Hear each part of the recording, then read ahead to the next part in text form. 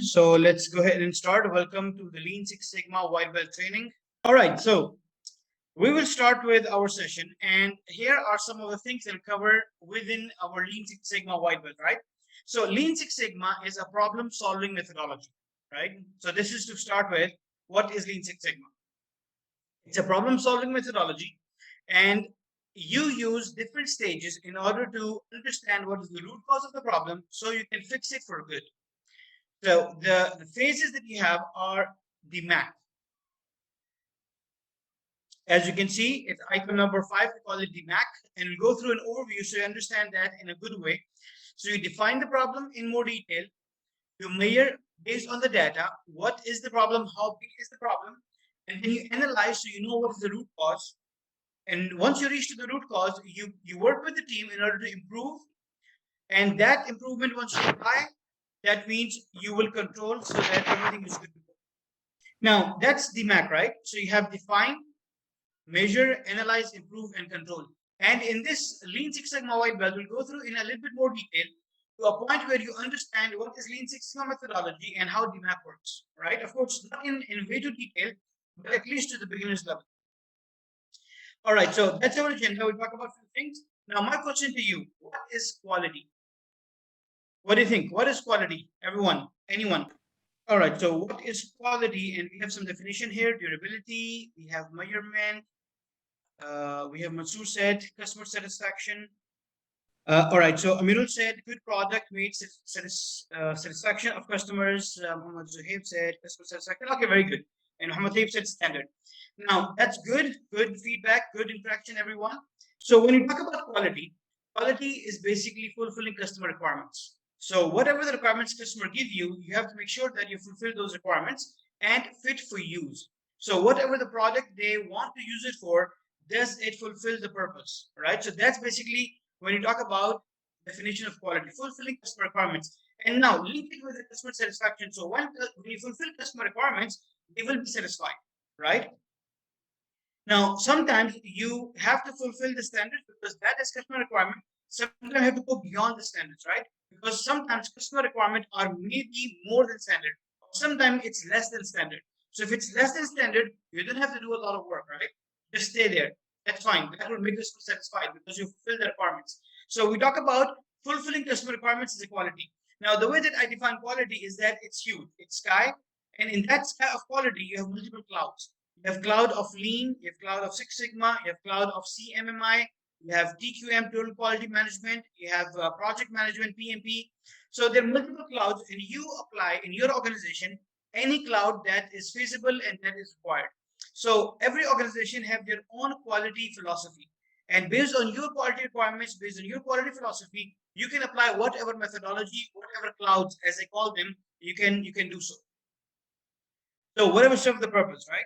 So now moving on with this, that's a good information. So we understand quality is fulfilling customer requirements. And that's definition from project management. Okay, sure, Zainab, thank you. So that's definition from project management. That's definition from ISO as well. That fulfilling customer requirements is definition of quality. So just a quick understanding on OPEX, operational excellence. Have you heard OPEX before? Maybe you heard it as operational expenses. But now the new term that is coming up in the industry is operational excellence, which means whatever operations you do, whether you are manufacturing industry, whether you are service industry, or whether you are a service provider, right? Or whether you are in any field, right? So regardless of your industry and the type, you need to make sure that whatever operations you do them in a good way. So you become more effective, you become more efficient, and you create value for the customer. So when we say becoming more effective and efficient, I want to make sure we understand. So what do you think? What is being effective means? Being effective. So the keyword here is result oriented, right? Which is actually what you are saying. So to meet the customer requirements, to meet what's needed, it basically means if you fulfill what is required, that means you are result oriented, right? So what I mean by that is that let's say you have a client, okay? So they order you these 100 markers, right? And you complete those 100 markers. That means you are fulfilling, you are effective, right? Because you complete the order. So you require 100 markers and you complete that, that's very good. So that's basically what we are looking at. So that's being effective. Now, what do I mean by being efficient? And Zainab said it's link input to output. Okay, very good, which is what it is. So you have to complete an order of 100 markers, and you complete 100 markers, that means you are 100% effective. But what about efficient? Being efficient. Yeah, see, when we talk about being effective, it's result oriented, right? And being efficient means the same result you achieve with less time, less resources, less manpower, and so forth, right? Less utilities. So that means you are more efficient. So that's basically less cost and time, right? Less resources. So it's not only just the time, right? So it's money as well. And that is linking with your resources and so forth. Exactly. Efficient resource utilization. Yes, Mansoor, exactly. So now what happened was, if we think about, like, let's say 10 years ago, majorly 20 years ago, organizations, they were more focused to be more effective. You are a factory, you receive an order to complete 100 pieces. Your objective and your focus is to complete those 100 pieces, because that is what makes your customer satisfied, right? Of course, we are talking about having quality intact. But now what happened after 10 years, or now in recent time, is if you are only effective, what happens is you're selling this for $100, right? I'm just giving a hypothetical number. So let's say if this is $100 and you're still giving it for $100. What happened is in the last 20 years, and you're only one factory, but now there are 5 or 10 other factories, and they have new equipment and new system. So they are more efficient than you. So what happened is they can afford to sell in $80. If you do not improve yourself, what will happen? Because they are the new one, the new factory, they're selling it for $80, you're selling it for 100. Who will gain the customer? Yes, your competition is gain the customer, right? They are the one who will sell. They're the one who will gain more project, because that's $80 you're giving for 100, and maybe the quality is better by the way, right? So that's where we're talking about. You have to be effective. That was the previous focus, but now the focus has changed.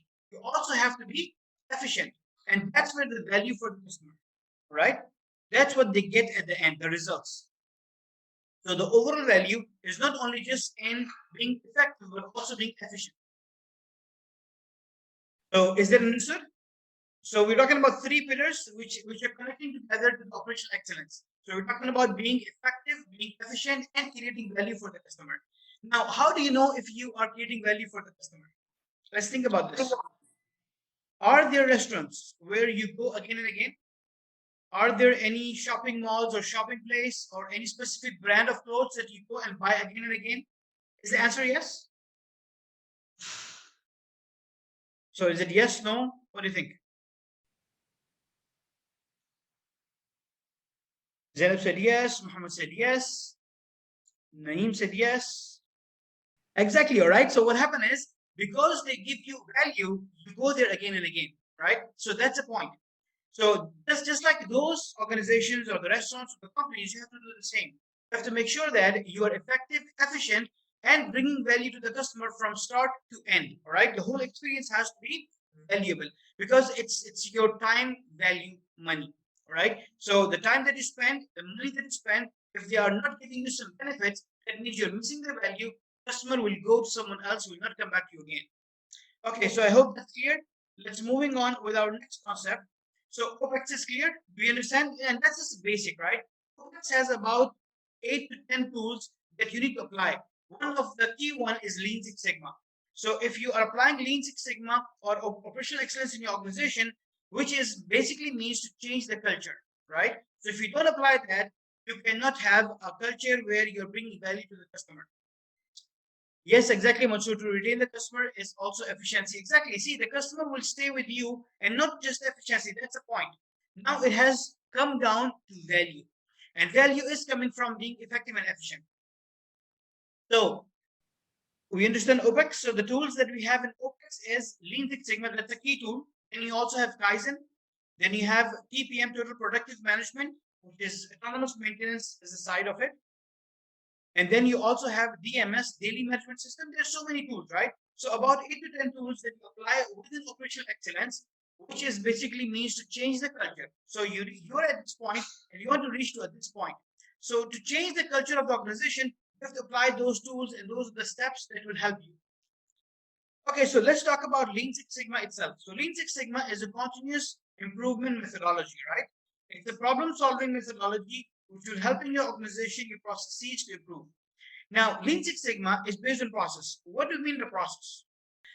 Your process is actually series of steps, series or flow of steps or events or actions or activities. But it takes the inputs, do those actions or steps, and then convert them into output.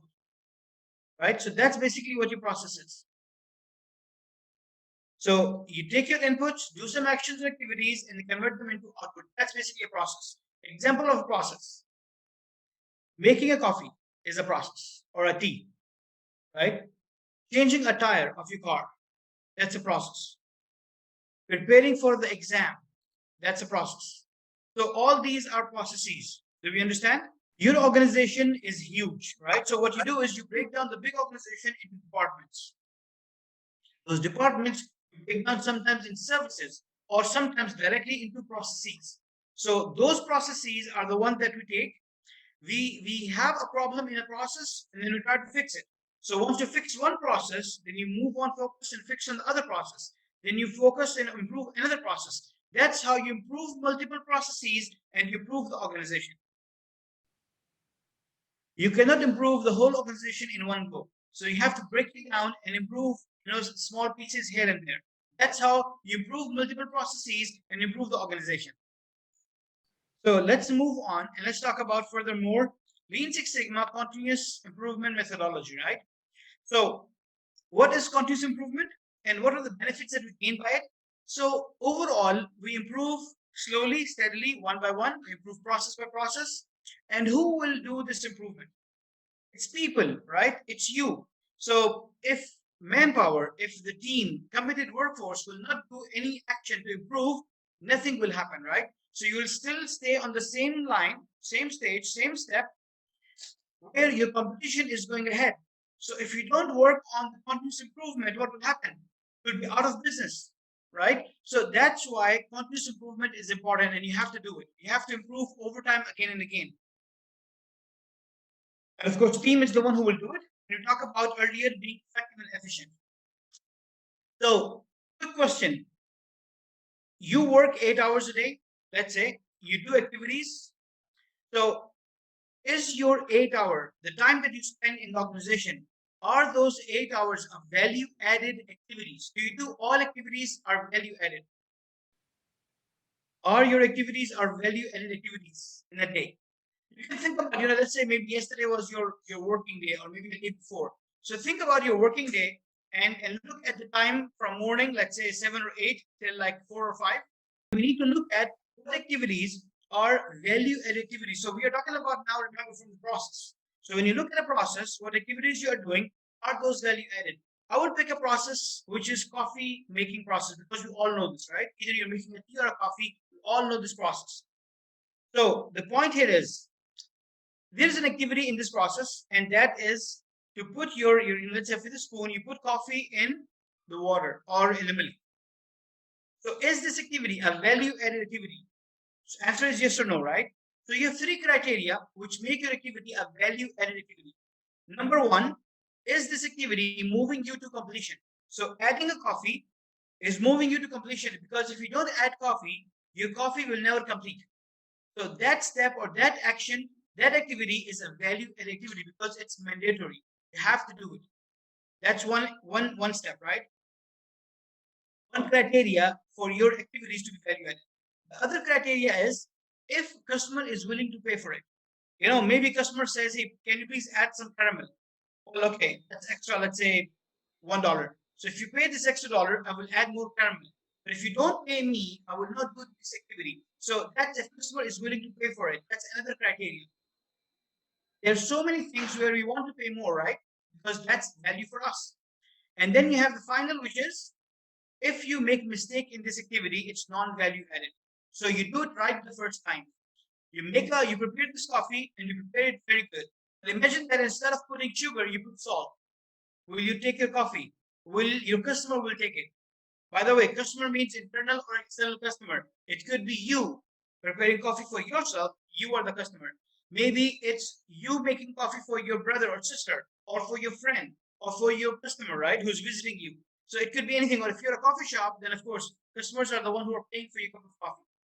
So if you put salt, will customer accept it? For sure, no. So that means you make a defect in this step. So that step is non-value added. So the three criteria: make it right the first time, customer is willing to pay for it, and it's mandatory step moving it towards completion. That's three criteria to make your any activity value add activity in your process. So we'll carry on with this. We understand internal, external customer, we understand effectiveness, efficiency, which basically is the challenge for the departments, right? And getting your best people to work on those challenges is also one of the important concern. Now you need to make sure that you give your people the tool and the resources so they can apply those tools to make you becoming more effective and efficient. All right, so moving on with this, good, we understand. So here what happened is with the data, Lean Six Sigma is a data-driven methodology. So data-driven methodology means when you talk about a process, you have to have data, right? For example, if you talk about the coffee making process, how many cups of coffee do I make a day? Now I'm assuming that we are a coffee shop, right? So that's one of the data. How many customers are satisfied? What kind of coffee do we make? How many caramel coffee, how many simple coffee, and so forth, right? So there are multiple ways that you are looking at your process. So the data starts from intuition, which is the lowest level of your maturity. Intuition is just something that you think. So data coming from your own understanding. It's not the fact-based data, right? Then brainstorming, you bring in your people, you think about it, and that's when you gather data, which is not bad, but still it's not the perfect one. Then you talk about charting and graphing. So whatever data you have, you make basic graphs. It could be histogram, it could be time series chart. So you try to understand what's happening, what is the flow, what's the trend. And then your statistical analysis. So with more data, which is fact-based, which is accurate data, you start understanding what's happening, what's going on. What is the correlation between my factor A and factor B? So because of the temperature, do we consume more fuel? Just a question, right? So is one element has an effect on the other? So you can do that if you have proper data. If you don't have data, you cannot do it. So the phrase that I use in Lean Six Sigma is show me the data. I want all of you to type in, show me the data. That's the phrase, and you should remember that, everyone. Show me the data. Type in, please. That's important. You have to remember this. See, if you come to me and ask me, Adnan, can you please run a Lean Six Sigma project for us? My answer to you, yes, I can. Do you have data? If you don't have data, I cannot. Or we have to go and collect data. But if we don't have data at all, and there is no mechanism to collect data, we cannot run a Lean Six Sigma project, right? That's why show me the data. So that's basically what it means. And then we talk about inferential stats. Once you grow your maturity over time, you understand that you can even forecast the future process based on your history, based on the data, right? So what is the percentage that our X amount of customers will be satisfied? In how many days we can produce how much of these markers? So all these inferential stats, you can do it based on your analytical maturity. By the way, the data collection, you don't have to be any belt. Any operator can collect data for you. You can be a green belt when you're running Lean Six Sigma projects. You can be a black belt when you're running projects and multiple projects and even training your team. You can be master black belt when you're actually talking about the whole strategy of the organization and you are leading the Lean Six Sigma program and reporting to the CEO. So there are multiple belts. We'll talk about them later on. But you don't have to be a statistical expert. If you don't have a degree in mathematics, that's fine. If you don't have a degree in stats, that's still okay. You can still run and you can still be a Lean Six Sigma green belt or black belt project manager. All right, so just want to clarify that don't think that we have to be statistician to run a Lean Six Sigma project or to do analysis. But you don't have to be, right? It's simple and easy. So after showing me the data, we'll carry on. Let's look at the key philosophy, right? And the philosophy is Y is function of X. So I'll take the coffee example again. My Y is my output, or Y is my element, which is I'm getting at the end my result. and then X is my input. X are the factors that I need, and F as in function. So the activities that I do. So my question to you, what are the X's I need to prepare my cup of coffee? So what are my X's there? So you need water, you need sugar, you need coffee. Well, you need sugar if you want sugar, right? So now the point is these are my X's.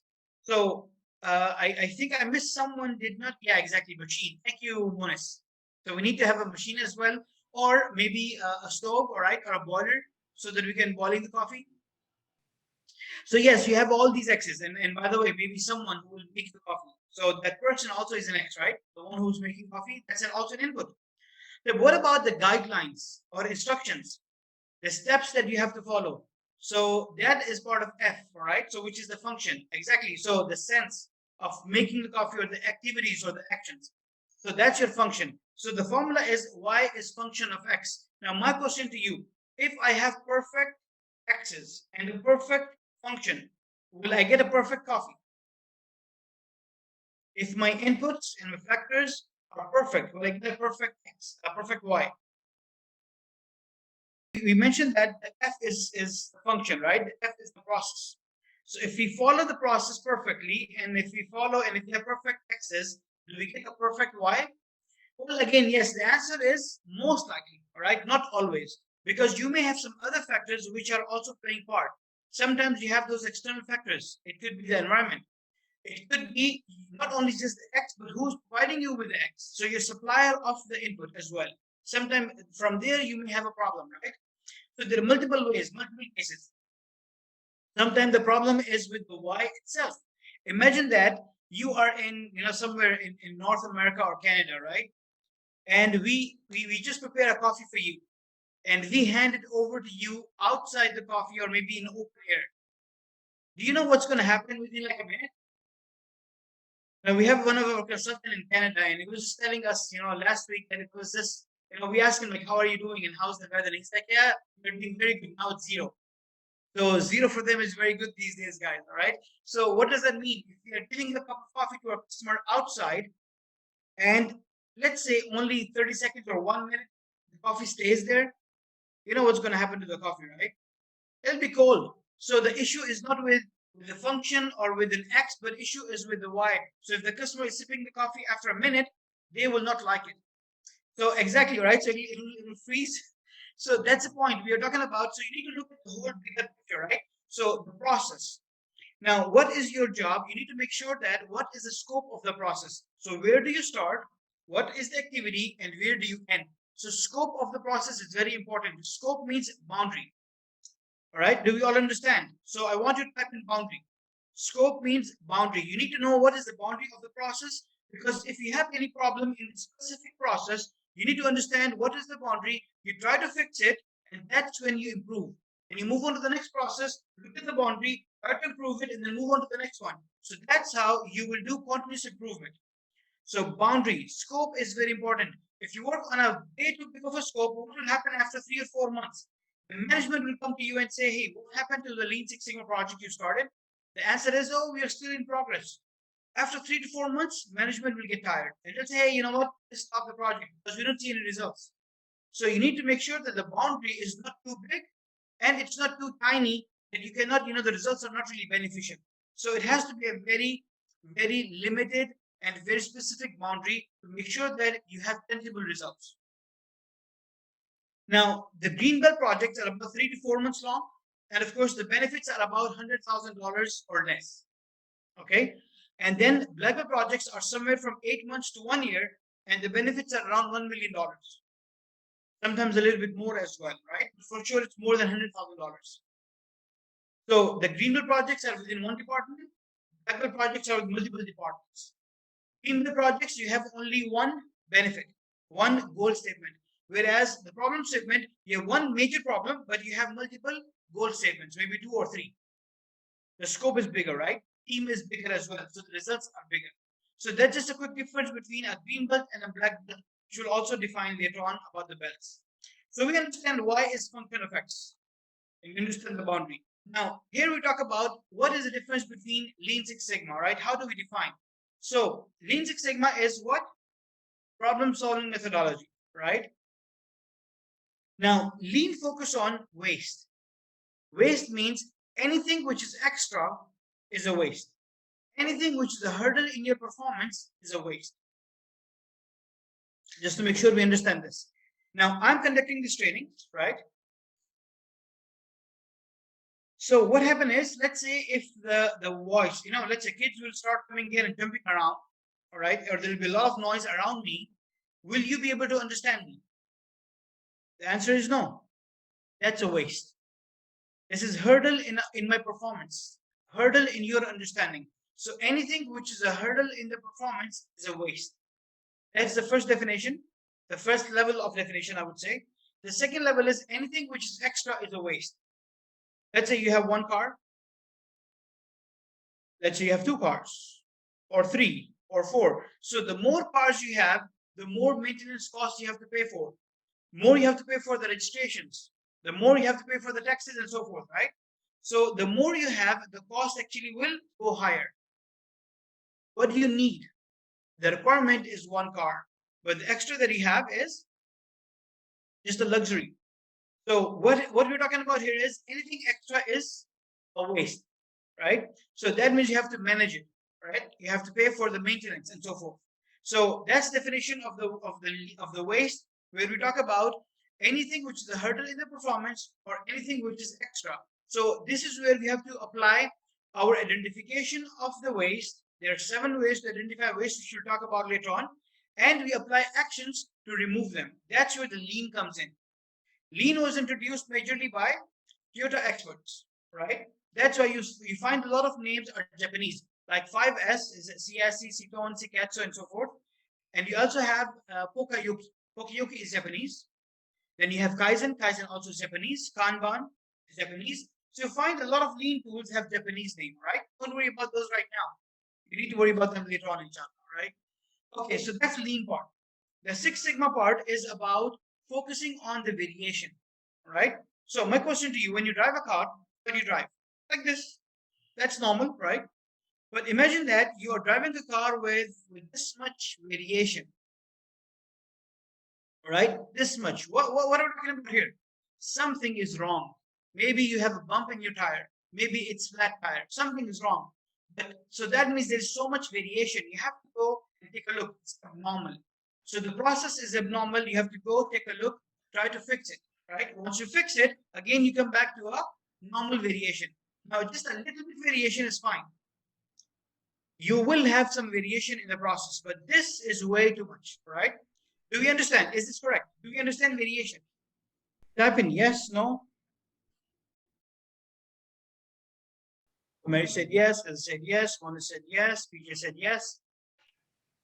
Okay, very good. So there's a question. How do we identify a problem statement, right?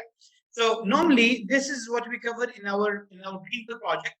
But a problem statement you can identify by stating a statement just like this one.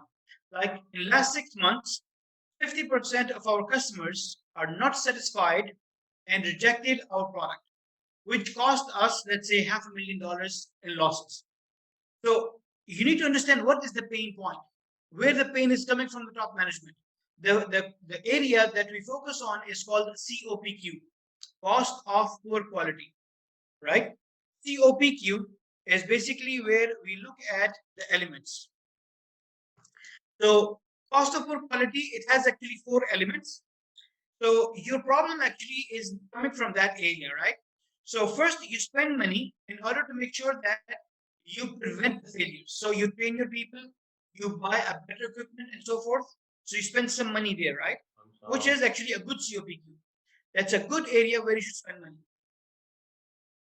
Now the second is where you have detection. So you have teams, you do inspections, you make sure that everything is good. You do the internal testing, you do destructive testing. Make sure that you test before you make the product or while you make the product so that your product will be good. You spend some money there, right? So that's also a good COPQ. So you're spending money in detection, you're spending money in prevention. Then you have 2 types where you spend money because of failure. So you're making a production, you make a bad product, but then the bad product somehow is identified and you throw away. So you do a scrap or you do a rework.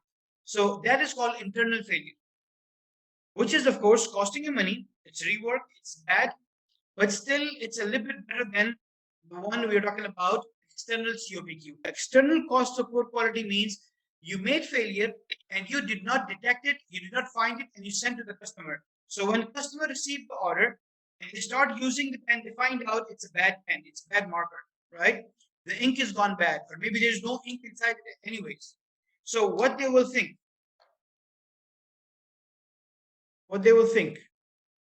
you lose the integrity, all right? You are not being honest with them. You are sending them the bad pieces. So your quality, your whole department, your inspection, all of them fail. So basically it means that customer may not come back to you again. Customer will not recommend you again. Okay? You understand this? So you have 4 type of COPQ. Prevention, which is the best. Then you have detection, which is okay. Internal failure cost, still it's bad, but yeah, not that bad. And then you have the external failure cost, which is the worst one, right? Exactly, you lose the market share. Yes, Mansoor, that's correct. So that's your COPQ. Okay. So again, point where we have a comment on how do we identify the problem. You need to go back and look into your organization. You have to sit with your accounts and finance team, talk to them. What is our key pain? Where the pain point is? Where are we losing money? Is it because of the customer rejections? Is it because of customer not satisfied? Is it because our quality is bad? Is it because we are having a lot of penalties from our external stakeholders? So wherever you're losing a lot of money, that's basically your pain point. That's basically the problem that you have. It could be very specific to specific department and specific area as well. Like for example, you have this specific equipment which is breaking down again and again. Now, this could be your Lean Six Sigma project. That could be a problem you need to fix. Specific equipments breakdown. Let's say normal breakdown is 6 hours a month, but now you're having about 20 hours a month, right? So that 20 hours is basically what you need to go back and look at. All right, so we talk about variation, right? So variation is basically in every process there has to be some variation, a natural variation. So let's talk about the coffee example I just mentioned earlier. So you make coffee at home. By the way, it could be coffee, tea, green tea, whatever, right? So you like to go and take some coffee in a specific area, right? How many of you take this specific coffee every day? Let's say every other day from the specific shop. Like normally, you know, some people they go and get their morning coffee from Dunkin' Donuts or Starbucks. So are you the one who do that? You can mention yes, no. So you take this specific coffee, right, in the morning. How is the variation? So is the taste almost same? That's a question. So you take this coffee, tea or coffee in the morning or evening or anytime. You go to the specific restaurant again and again and you order a specific dish. But is the taste almost the same? I'm not a regular customer at Dunkin' Donuts, but whenever I take my coffee, whenever I go to Dunkin' Donuts, I like to take my coffee, right? And the taste is almost same. Yes, right? Exactly, almost same. So in some cases, it's not the same, just like as Muhammad mentioned. You know the difference why? Dunkin' Donuts or Starbucks or those branded shops, what they do is they have a standard. Someone mentioned standard earlier, right? So they have a specific way of making coffee. So remember Y is function of X. So the X's are same, the functions are same, the instructions are same. So they use the same spoon if they're making the same, let's say 100 ml of coffee. It's a different spoon for 200 ml of coffee. They follow the same instructions. They follow the same steps, even though the person is different, even though the shop is in a different, let's say city. So what happened is because they follow the same instructions, same functions, the output is almost same. All right, it's almost same, not always same. All right. So you understand this, and that's where you can reduce the variation based on having a proper standards, having a proper process, right? Predefined process. So that's one. Now the other element is we talk about these markers, right? So quality is customer requirements. When customer require us, they order us these markers. They tell us that the length of this marker should be, let's say, 10 centimeters plus minus 1. So here we are talking about the length. That's a customer requirement. So what do? When you start producing this, we find out that our length of the marker is 11 centimeters. What is the customer requirement? It's 10 centimeters, right? And what is ours? It's 11 centimeters. So we are away from the required target, right? Do you understand that? Even though it's only 1 centimeter, but that 1 centimeter actually is not fulfilling customer requirements. So that basically means that if we produce 100, 1000, or 10,000, whatever the markers at 11 centimeter tall, customer will not take it. They will reject it. So all the markers that we produce will be waste. Do you understand that? So that your upper and lower specification limits, which is coming from your stakeholders, right? So I will type in here something, right, just to make sure that we understand. So we have upper specification limits and we have lower specification limits, right? So specification limits are the one which is coming from the customer. So in our case, for this marker, the upper specification limit is 10 centimeters plus 0.1 or 0.2, let's say. So if our marker is above 10.2 centimeters, customer will reject. Exactly, with tolerance, right? So that's the tolerance we're talking about. And again, minus 0.2 as well. So it should be between 9.8 to 10.2 centimeters. Above than that, it is scrap. We have to throw it away, all right? So what happened here is, when we produce it, the target is 10 centimeters. We produce it with 11 centimeters. We have to shift the mean. We have to do something to our process so that we don't produce on 11 centimeters, right? We have to produce at 10 centimeters. So this is called shift the mean. So with the Lean Six Sigma projects, you can do two things. One, fix the variation, reduce the variation, or number two, shift the mean. That's basically what we are talking about. Precision is the term. Exactly. Have to be precise. So it's precision and accuracy. You have to be precise and you have to be accurate. Accuracy means you have less variation, right? That's accuracy. And precise, again and again with the same point. So that's basically, it means we are talking about, it's actually the other way around, right? So accurate is exactly on the target, and then again and again we produce the same result. So that's precision. So we have to make sure that we are precise and accurate. And now what happens is, if let's say you ask me to come and run a Lean Six Sigma project, what do we apply first? Lean or DMAIC, the Six Sigma? What do you think what we do first? Do we focus on the variation or do we focus on fixing the waste? Okay, let me put it this way. So I will come to your plant, right? Or I'll come to your process. It could be operations as well, your office. And I will try to look at the question here, Mansoor or Muhammad, was, if you want to run a Lean Six Sigma project, you have a problem, right? By the way, if we talk about problem, what kind of problems we are talking about here? Customers are not satisfied. That's a problem. Your sales going down. That's a problem. Your cost is too high. That's a problem, right?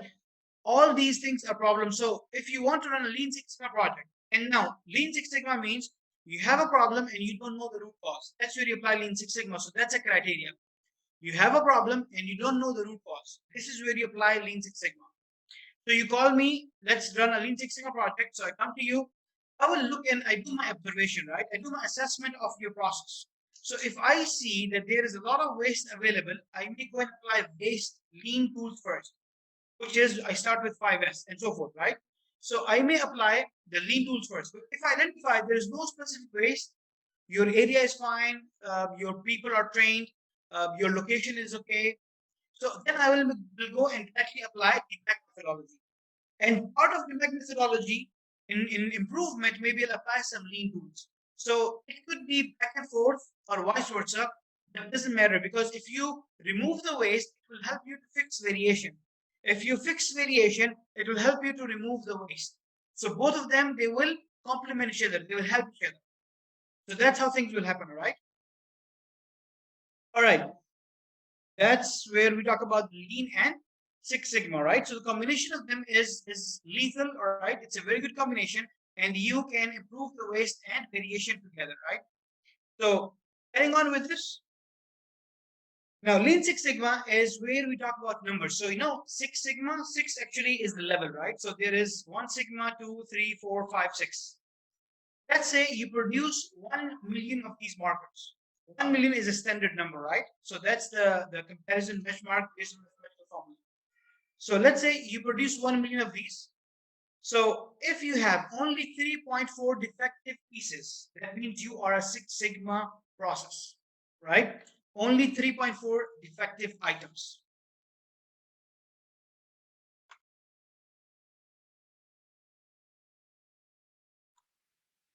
So that's 3.4 defects out of 1 million, right? Your Six Sigma. Now, you need to look at the sign language, right? So very low defects and very high Sigma level. But if your defects will become higher, 233, you become 5 Sigma. So the defects go high, Sigma level comes low, right? So 233, you become 5 Sigma. 6,210, you become 4 Sigma. 68,000, you become 3 Sigma. 308,000 defects, you become 2 Sigma. 500,000 defects, you become 1 Sigma. So that is actually your Sigma level and the rate of defects comparison. So Lean Six Sigma is helping you through data at what Sigma level you are on. So let's say we talk about here markers, right? So I'll take the same example. So you make these, you send to the customer. So that's good, by the way. So when you send to the customer, how many of them are rejected? That's number of defects, right? Number of rejections. In coffee example, how many cups of coffee you make and how many of them are rejected? In terms of, let's say, when you talk about a bank, all right? So how many customers get in for customer service? How many of them do not service or the agent cannot support them or cannot fulfill their tickets or based on their feedback, they are not satisfied. So again, there are multiple ways where you will count the customer satisfaction or you count your rejections. You need to count your defects. There's a difference between an error and a defect. Error means something within the tolerance limit that's outside the control limits. It's still not a defect, right? It's still not count as a bad item. But anything which is outside the upper load specification limit, which is customer requirements, anything outside customer requirements is a defect because customer will reject it. So the number of defects you count, based on that one, you know what's your Sigma level, right? So that's basically the gist of the overall Lean Sigma problem solving methodologies based on the number of defects you have. And you can count that for the manufacturing industry or for service industry, for both of them.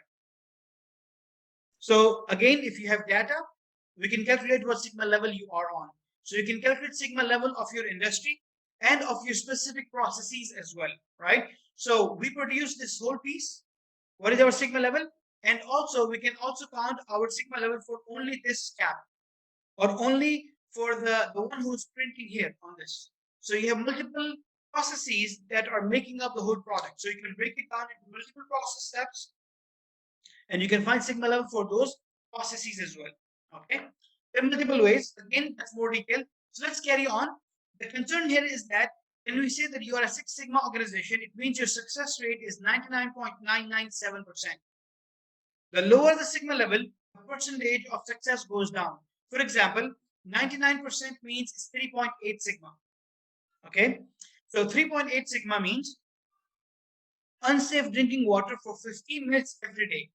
All right. Whereas when you talk about Six Sigma, it means one unsafe minute of drinking water in 7 months. So you look at the difference, right? Okay, so carrying on with this, what we'll do is before the Lean focus on waste, Six Sigma focus on variation, right? Understand that? So Lean was introduced by Japanese expert back in 1940s, and it's also called TPS, Theory Production System. Whereas year Six Sigma introduced was early 80s, 1981. That's when the guys, Bill Smith, came up with the mathematical formula of defects per million opportunity, how to calculate the Sigma level. And it's also called father of Six Sigma. So you have Lean and you have Six Sigma. And later on, in like recent few years, experts have combined them together and use it, right? Somewhere in early 2000s. In fact, actually late 90s. So process and systems, so you have to make sure if you want to become the best, the world class, a Six Sigma organization, you need to have the processes, you need to have some systems in place, make sure that your people are equipped with the tool. Because if you don't have process and system in place and you don't have people who will implement it, that means you cannot reach to the high quality, right? You cannot reach to the world class. So make sure that you have right people and they're trained enough They have proper system and they apply to the process to make sure that you're improved. That's where the continuous improvement is coming from.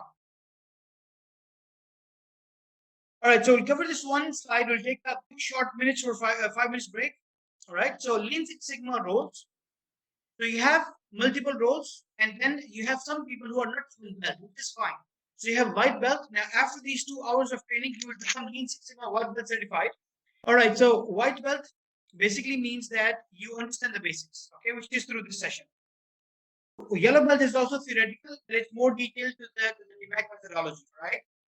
So in white belt and yellow belt, you don't have exam, you don't do any project, you just become certified. Most of the organizations, they do it for marketing purposes, like what we do, and knowledge sharing as well, right? Then comes the green belt, which is 30 hours or 32 hours of training, which includes more detailed tools on how to implement them. So you learn the implementation of the tool through a visual project that you do during the training. And the way we do it is we do 2 sessions, all right, 2 projects, one during the training and one after the training. So the after training is actually part of your final project going towards your certification. And you have a 40 questions exam, open book exam. So you take exam, you submit your project, that's when you become Lean Six Sigma Green Belt certified. And that is one of the good management level certification. Anyone who wants to move towards management should do Green Belt. I highly recommend that to everyone, regardless of your job and position. Then comes the black belt. Once you feel that green belt is good and you are working in a problem solving side of organization, you are working in cost saving initiatives, you are helping organization to become more effective and efficient, you may also want to go and carry on with the black belt, which means you will work and you become more fluent in statistical analysis. You know more about the Minitab, right? You will also become better in project management, and you are actually leading multiple projects in the organization or even multiple green belts in the organization. You become coach for them. So that's black belt. And then you have master black belt, which means you are more project management expert, you are more team management expert, you are expert in the tools and topics of the Lean Six Sigma. That's where you are coaching the people, you are training them, you are preparing the strategy of the Lean Six Sigma for the organization, you're leading the strategy, you're reporting to the CEO or the president of the company. That's master black belt. Okay. So green belt is 30 hours training. Black belt is another 30 hours training. Master Black Belt is about a 1 year coaching program. It's not a specific training, but it's a coaching program. You have to apply multiple projects, at least 2 green belt or 1 black belt project, a real project. In the green belt and black belt, you don't have to do a real project, which is we understand some people don't get opportunity. So you do virtual projects, but you apply the tools. And in Master Black Belt, you have to apply tools, and it's a prerequisite. White belt, yellow belt, you can directly do it. Green belt, you can directly do it. So there is no specific requirement for the green belt. But for the black belt, you have to be green belt certified. For the master black belt, you have to be black belt certified. And then there's a champions training, which means the top management should be trained. So top management should be aware of not a white belt training, because white belt is more about the implementation training, right? You understand what is Lean Six Sigma. For them, it's more about the COPQ training. What is the cost of poor quality? Where is the pain? And what are the benefits of the Lean Six Sigma projects? Because if you need to do Lean Six Sigma project, to make sure your management understand what is it. Your management should give you a buy-in. Because if you don't have a buy-in from the top management, you'll find it difficult of getting the data from other departments. It will be difficult for you to go and implement the solutions that you find. So you make sure that your champions know what is Lean Six Sigma and how it's benefiting the organization. Champions training is also about 1 to 2 hours training. All right. So that's all the belts or the trainings that you have in Lean Six Sigma itself. So you understand multiple belts. Now let's getting on. So let's talk about waste, right? So this is very interesting and an important concept to understand. Waste in Japanese called muda. I want to type in muda. Waste in Japanese is called muda. M-U-D-A. Come on, everyone, type in. Normally when you type, actually, it's one way that you remember, right? So next time when someone asks you or mention to you muda, you know that muda means waste. So muda is actually waste, which again means anything which is a hurdle in your, yes, it is a Japanese terminology, which means anything which is a hurdle in the performance or anything extra. So remember, you need to remove the waste from the process so your process become more lean. That's the idea. So in order to make your process lean, you have to remove the waste. So let's look at some of the elements. We understand that waste, and you need to look at the activities that are waste, which are not adding value. Remember, I talk about 3 criteria of value added activities. Anything which is moving you towards completion, which is mandatory. Anything customer is willing to pay for it. Anything you do it right the first time. All those activities are value added activities. So imagine that you find anything which is not value added. What can you do about it? There are only 2 things you can do. You reduce or ignore. So yes, you can improve it or you can remove it. So either you fix it or you remove, or improve or remove, either ways, whatever you call it, right? So either you can take it out. Now you can take it out if it is not a mandatory activity. You don't have to have it. But if you have to have it, that means you can only improve it, right? So you just have to look at the ways on how to fix. So let's talk about the 7 ways of waste, or 7 areas from where the waste is coming from. You can remember that with the word input. So T stands for transportation. So transportation as in you move your equipment from one place to the other place. You move your items, your goods from one location to the other location. So because of the transportation, you may have your items damaged. You have to pay for the transportation as well. There could be delay because of transportation. So there are multiple things. So that is a waste of transportation. Why don't you have inventory near to your warehouse, right? So that's where you can think about transportation. So in a lot of places, there is unnecessary transportation happening. So that's waste of transportation. Moving goods from one place to other place, moving documents from one place to other place. And on the way, documents are lost. Then you have inventory. Inventory means you have either too much inventory or too less inventory. In both cases, this is waste of inventory. Sometimes you have enough, but it's mismanaged. So you're looking for this specific cable, but you cannot find it. And once you go and buy the new one, after a few days, you find the old one. That happens sometimes. That happens with you. That's what we're talking about. So inventory, either you have too less or too much or mismanaged. So that is muda of inventory. You have to make sure that things are kept in the right way, in the right place, so you can find it right there. So you will save the waste of looking for it and buying a new one. Then you have muda of motion. When you go to the bank, the guy, in his arm reach, everything is there. So the money, they take it from you, put it in the drawer, do the counting. The stamp is just within arm's reach. The stapler is there. The stamp is there. Everything is there. So they don't have to move from one location to the other location, right? So that's your body motion within the arm's reach.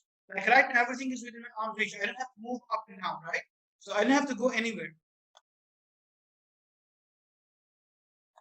All right. So that's inventory. That's motion. My personal motion. We understand inventory as well. We understand transportation. Then we talk about muda of waiting. So because you have to wait for one process to finish, so you can start your process. You have to wait for the spare parts to come, so you can start doing the maintenance. So that's muda of waiting. We have to wait for one process to finish, so we can start the next one. Then you have over processing. Now, what happens is sometimes you need to do only 5 steps, but you do extra 6 and 7 steps. For example, you have to give a gift to someone. You wrap it one time, but then you put an extra 2 or 3 ribbons. Do you do that? Sometimes you do a double wrap of a gift. So you wrap one time, then you wrap again. So second wrap is unnecessary. You don't need that. That's an over processing. You're doing it extra. By the way, no one is paying for it, right? And that's not needed anyways. So doing more steps than what is needed is over processing. No one pays for over processing, and it's actually waste of your resources. So that's a waste. Then we talk about overproduction. So what the next step needs, you produce more than what is needed. That's overproduction. The customer order only 100 pieces, but you make 120. So those 20 pieces extra are overproduction. Customer don't need them, right? That's overproduction. It could be within the steps, within the processes, or at the end. So then we talk about defects. So whenever you do something, at the end, you produce a defective item. So that is your waste of defects. You need to look at your process. Then whatever you do it in a right way. Every step is so perfect that you don't make a mistake, right? So that's where you look at defects. Now, if you make a lot of defects, that means something is wrong. You have to train your people. You have to get a better equipment and so forth. So you need to look at your defects itself in a process. So that's Tim Wood. So we understand the different ways where the waste is coming from, right? So these are sources of waste. There are two more, by the way, which are unofficial addition to the waste. One of them is safety, which is waste of safety. Because of safety, we either miss something, we do spend a lot of time or resources to make everything secure and safe, or sometimes we miss it. So there's an imbalance between the safety. So that's Buddha of safety. And the other one is waste of resources, manpower. Wrong people in the wrong position, or right people in the wrong position, or wrong people in the right position. Either ways. So that is waste of resources. Sometimes we underutilize the resources, sometimes we overutilize the resources. Either ways, again, there's a mismatch or misbalance. So this imbalance actually is causing us the waste. So that's another unofficial safety and manpower or resources. All right, so we need to identify the waste so we can fix it. Okay, is the waste clear? And for these waste, once you identify, you apply the lean tools. Some of the lean tools are 5S. 5S means you need to, and let's talk about the English name.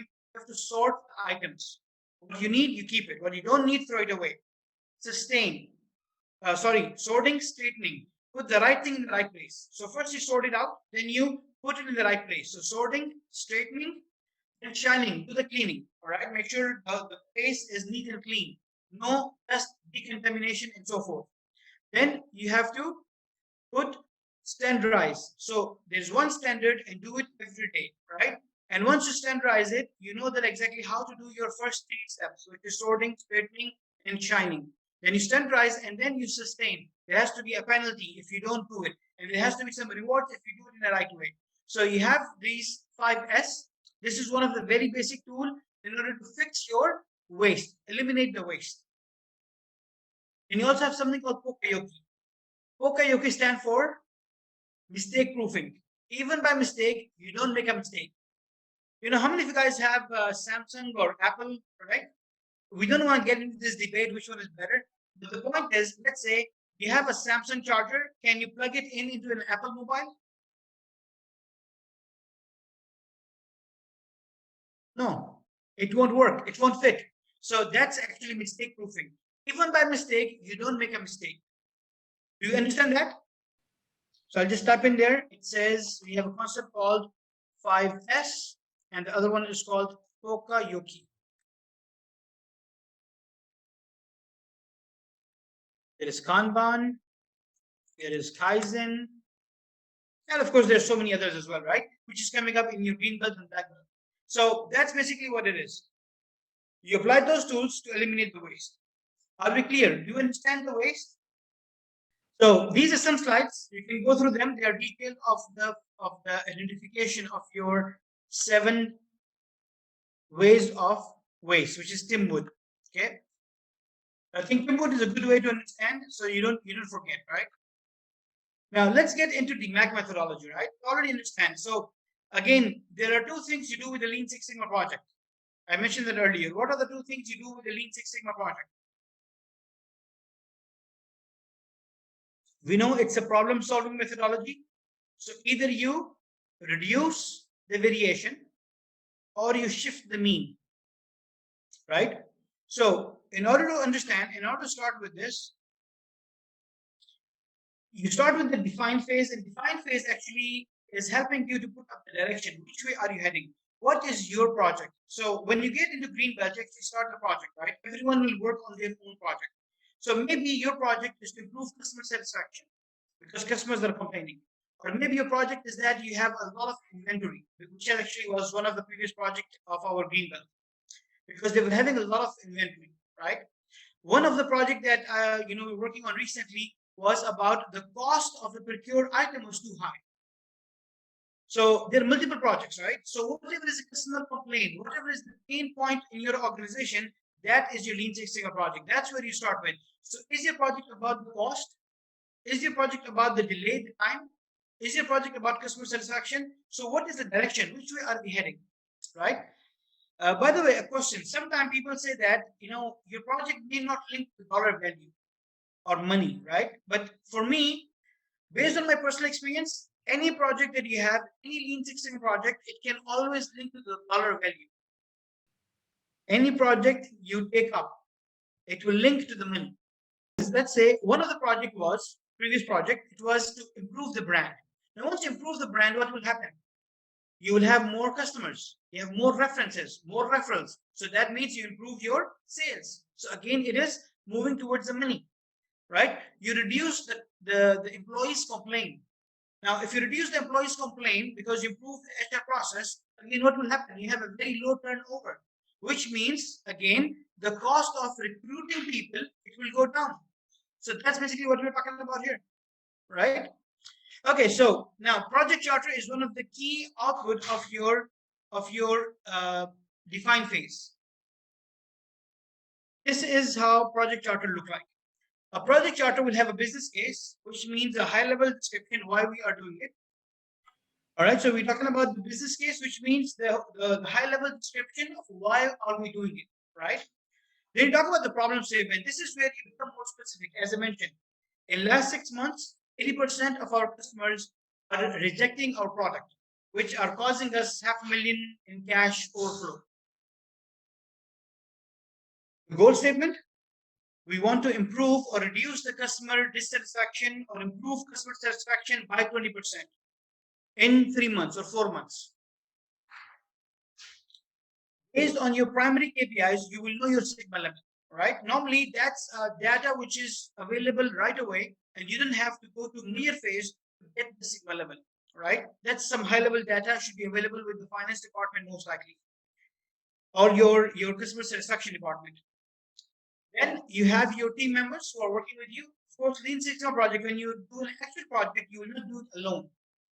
That will be team, right? So you as a team will lead the project, you become a project manager, and you have a coach who is black belt or master black belt. Then you also work with the sponsor, they are your champions, right? So they are the one who are supporting you. Then you have the key experts of the area of the process, 2 or 3 people who are working with you. You may have people who are collecting data.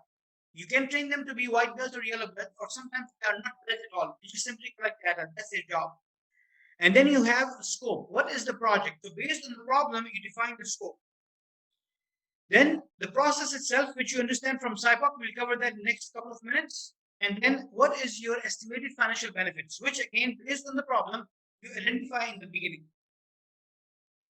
All right, sometimes it's just estimate, but yes, you know in the beginning that yes, from this project, I would save about, let's say, $50,000 or maybe $100,000 or maybe more.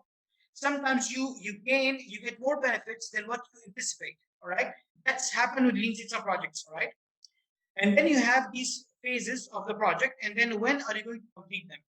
So you have your defined phase complete by this time and measure phase. So then you can put up the criteria, the status. If it's green, if it's red, you're delayed, you complete, and so forth.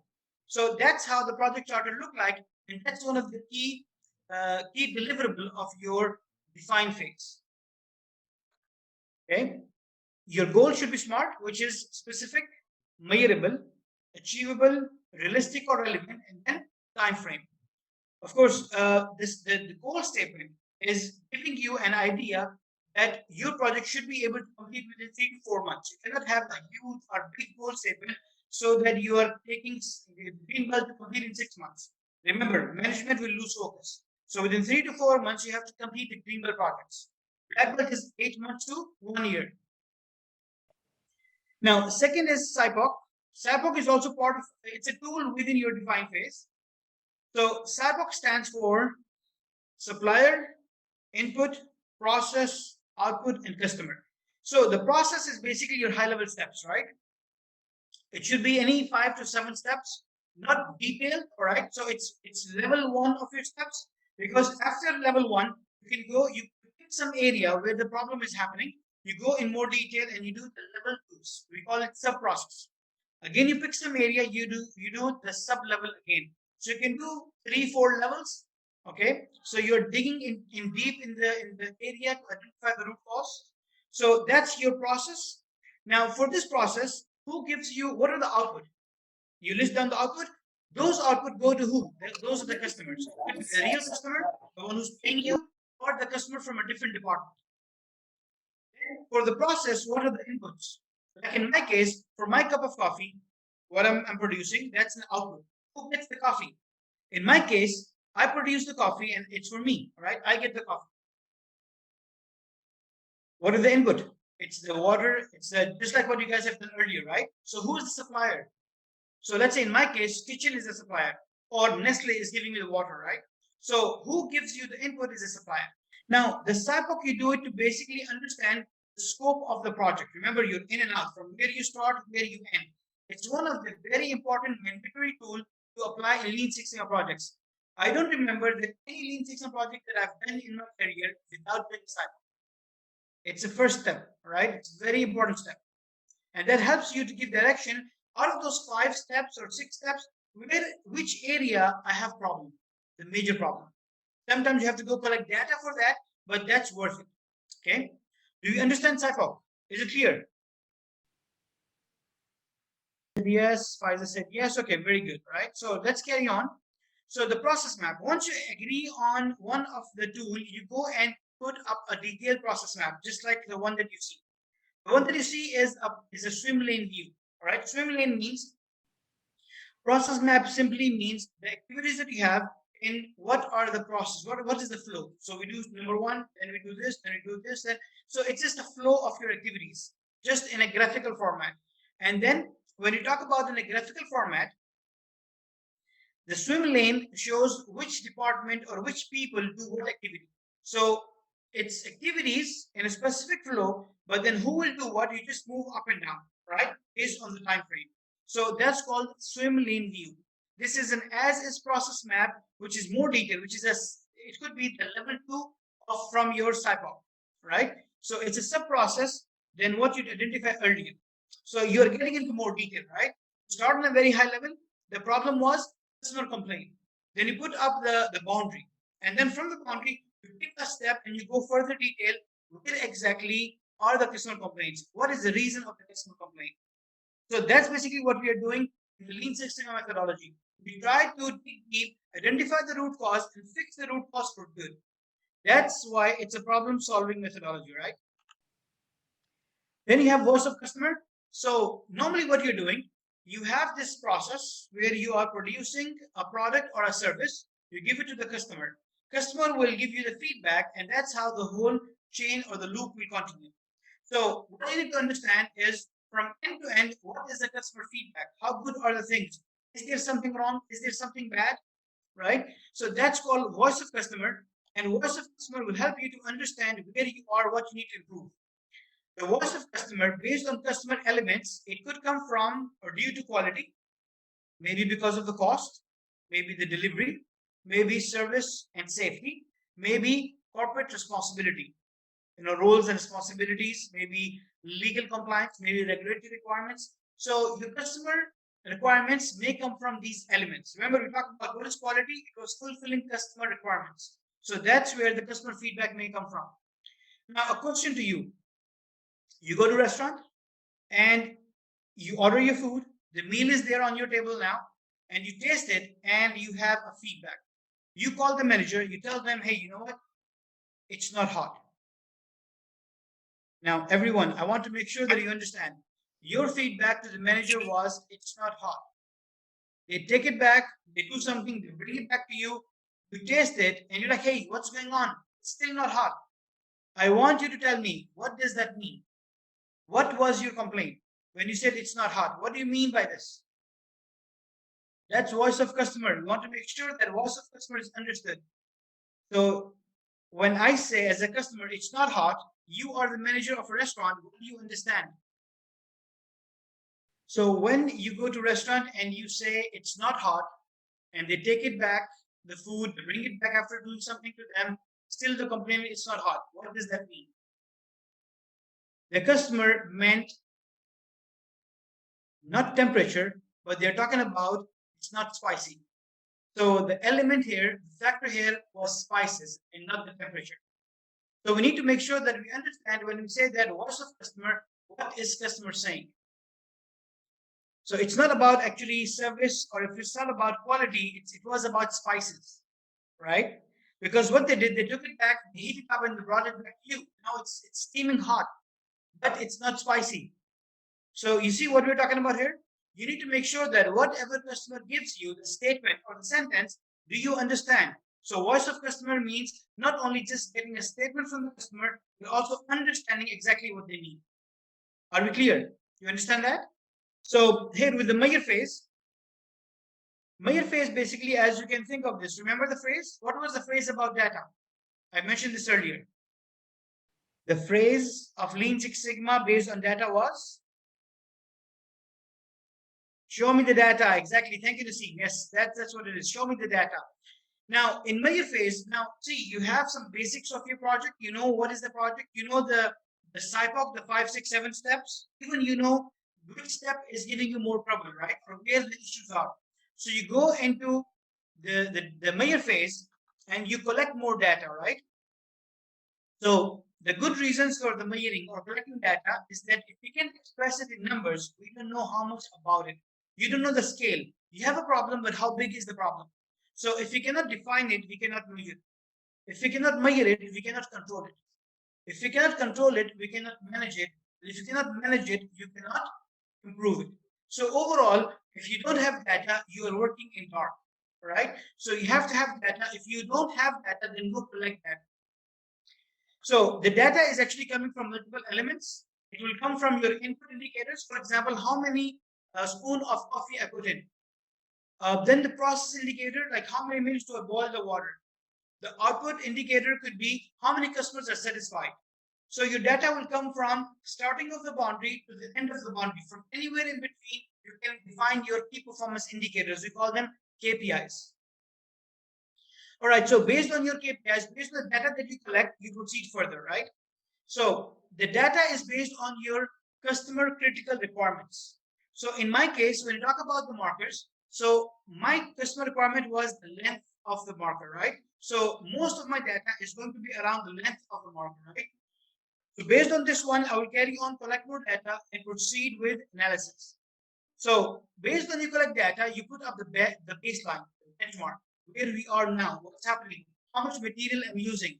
It could be the weight of the material I'm using, or maybe the number of items I'm using. And you run these charts. So if you have experience with the mini tab, which mostly I believe you don't, all right, which is not a problem. We'll show that in our green belt and black belt. Even in the green belt, you don't have to use mini tab that much, all right? It's just basics.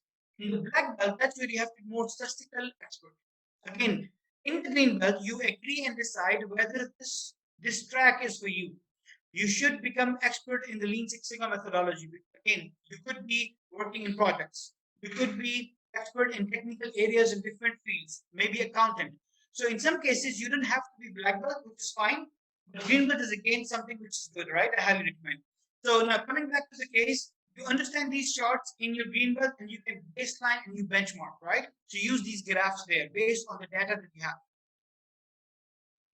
This is Pareto, all right, which means that, have you heard about 80-20 principle before? 80-20 principle or Pareto principle.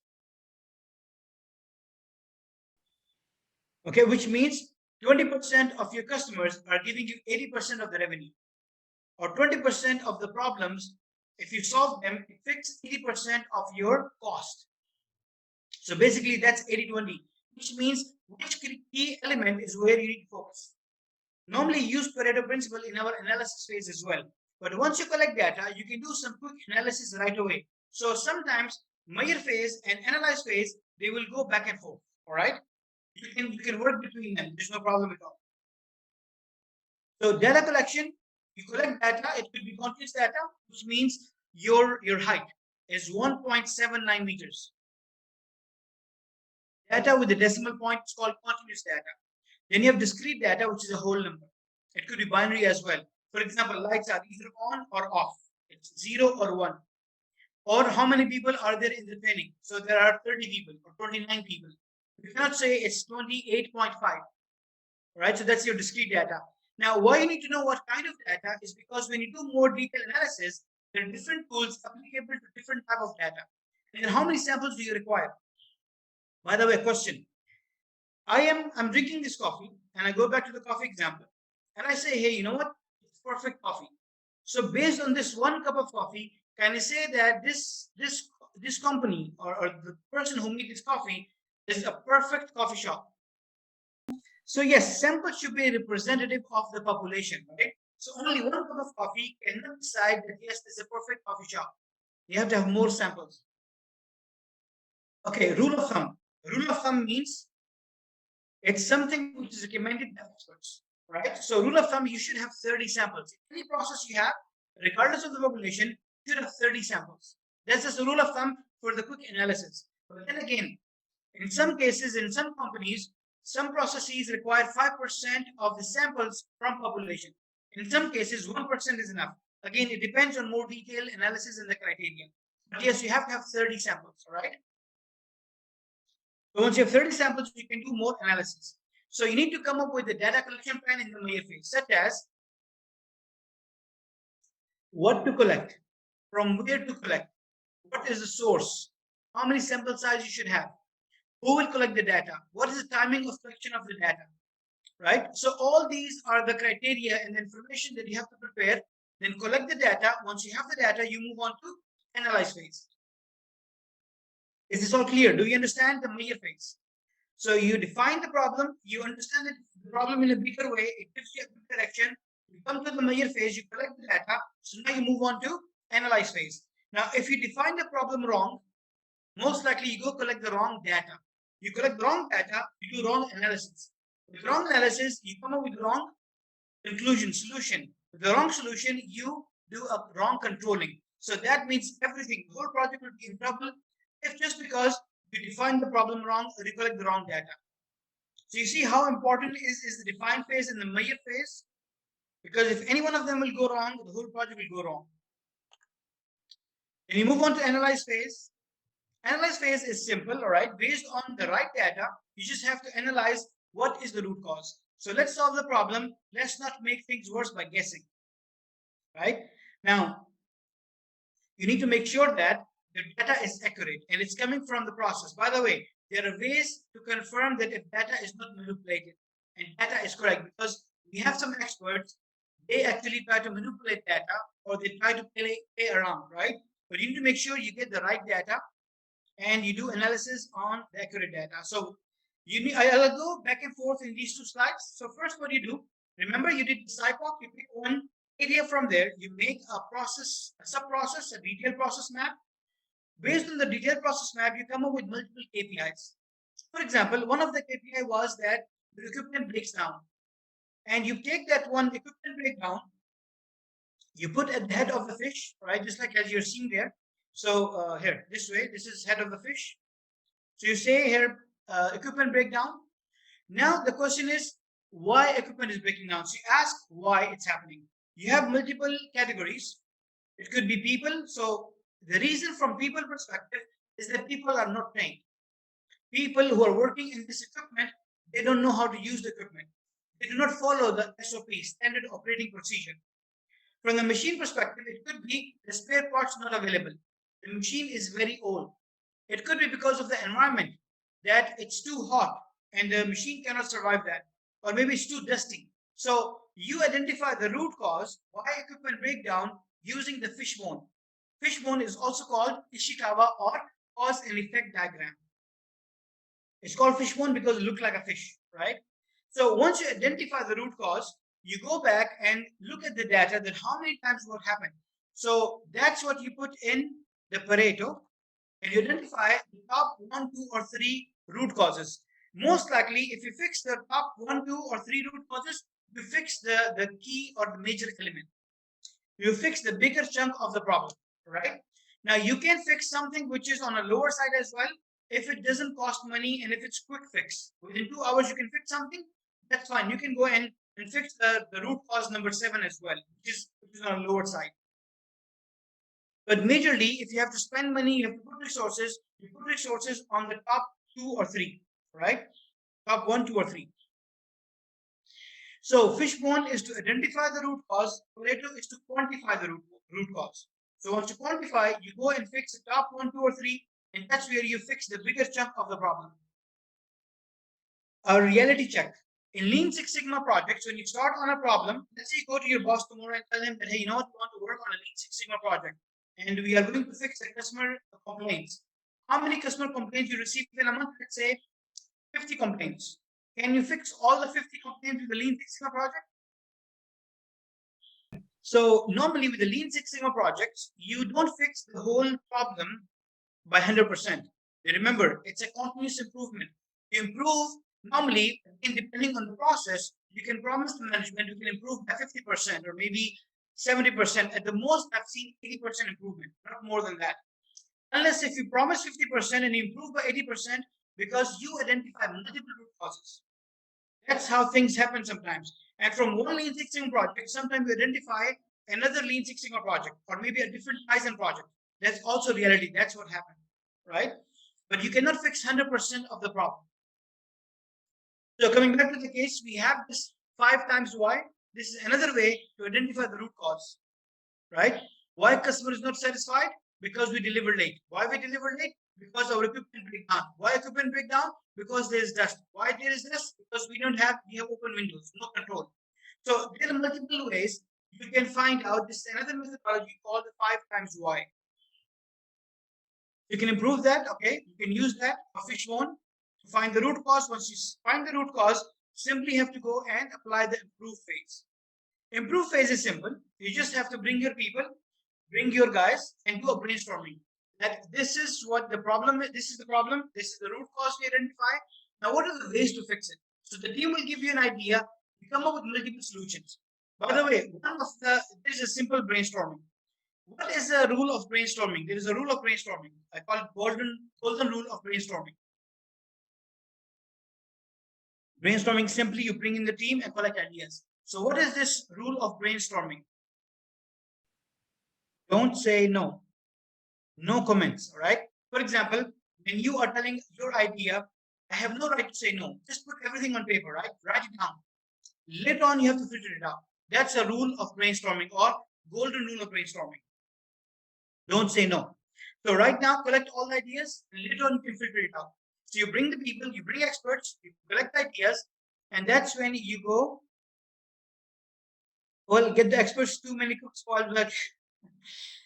Basically, Monis, what happened is, here you're just collecting ideas. Actually, you want to bring multiple brains, all right? That's the idea. As they say, that multiple brains are better than one. So you need to just collect ideas, the implementation part, and that's important, that implementation should be done by one, not by many. So what you're saying is exactly correct, but towards implementation side. Once you collect many ideas, and I'll tell you one of the technique of 3, it's called 3-5-3. It means if I have a root cause, like for example, as I said, too much dust is making my equipment down. So I have you guys, the first 3 is for people. So instead of 3 people, I can have maybe 20 people, right? By the way, it's limited to 3 to 5 or 7. But let's say I have 20 people. I give you guys 5 minutes and everyone should write down 3 ideas. So 3 people, 5 minutes, 3 ideas. So 3 people can be 5 or 7, but the minutes are fixed. You don't give more than 5 minutes because it should be intuitive decision. And then only 3 ideas, not more than 3 ideas. Everyone write down top 3 ideas. So imagine that in this team only, I can collect more than 60 ideas. If everyone gives me 3, right? So with 60 ideas, I can remove duplicate. For sure, let's say half of them are duplicate. So I still have 30 good ideas, unique ideas. Out of those 30, maybe 10 of them are impractical because they cost me a lot of money. So I take them out. So still I have 20 ideas which I can filter down steady. And out of those, I can do the best 3 or best 5. So out of those ideas, which one do I apply? The one which is the most effective and efficient, right? Not only just effective. Remember, the Lean Six Sigma methodology is towards operational excellence, which is most effective and efficient. Want to create value for the customer. So once I do that, I will carry on to make sure that my ideas are implemented. And once I implement, I need to test them, right? So we call them pilot. I can bring in my yellow belts as well. They can give the ideas and so forth. They can help in implementation as well sometimes. So I need to do a pilot phase, which means I apply the solution in one department only, or I apply the solution for a week, let's say. And once I see the results, then I can apply forever or on a bigger audience or in the whole organization. So I do pilot proof it, and then implement it. So that's basically your improve phase, and successful implementation, of course, brings in benefits, right? And if you fail, you learn from it and you go back and look at where you went wrong. And sometimes that happens, especially in the beginning of your Lean Six Sigma career. What I highly recommend is the first 3 projects, make sure you have a black belt or a master black belt coach. So if you fail, that means whatever you go back, you learn and then you improve and again implement the project. Because maybe if your define phase is correct and data is correct, sometimes you do mistake in finding the root cause. So maybe A is not the root cause, but B is the root cause. So you have to go back and look at it. Sometimes the solution it was not implemented correctly. So whatever the reason is, you go back and apply it and fix it. Okay, so moving on with this, you complete your improve phase, then you have to go and control. Because if you don't control, it will go back to the old state. Okay, so control is very important.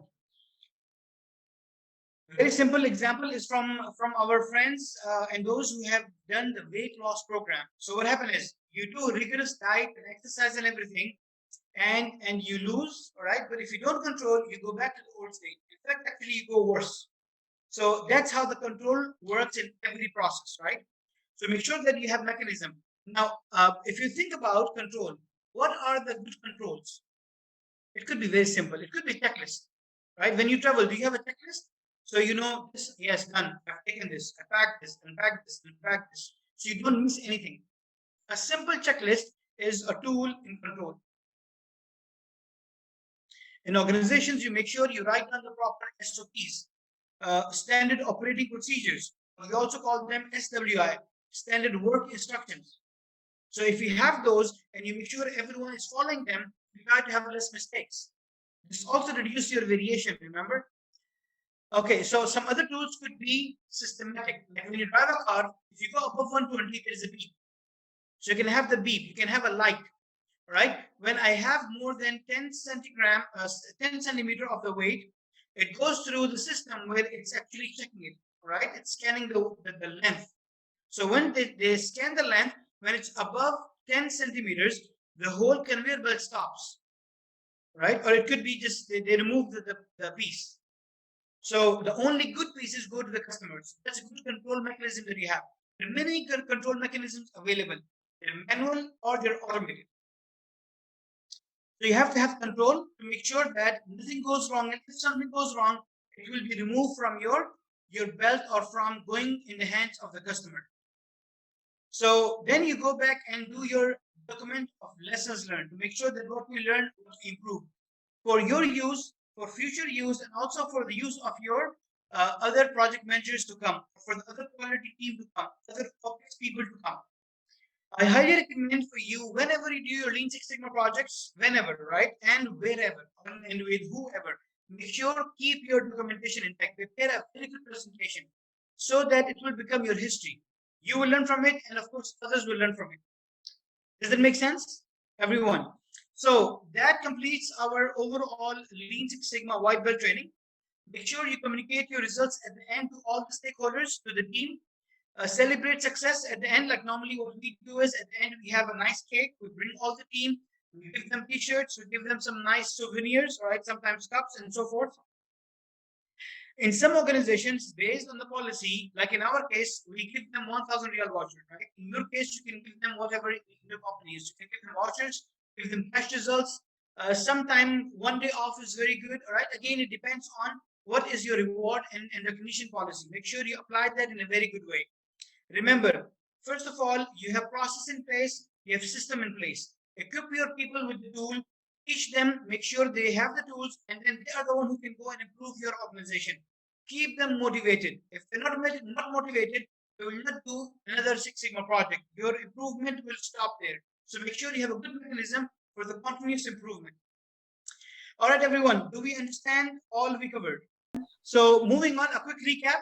So in define phase, what do? You come up with the problem. What is the problem itself? How big is the problem? In measure phase, you collect the proper data. Then in analyze phase, you come up with the root cause. In your improve phase, you fix the root cause with multiple ideas. And then in control phase, you come up with the control tools so that they stay intact. All right, everyone. Thank you. We're done for the day. Take care and have a good one, right? Assalamu alaikum wa rahmatullah.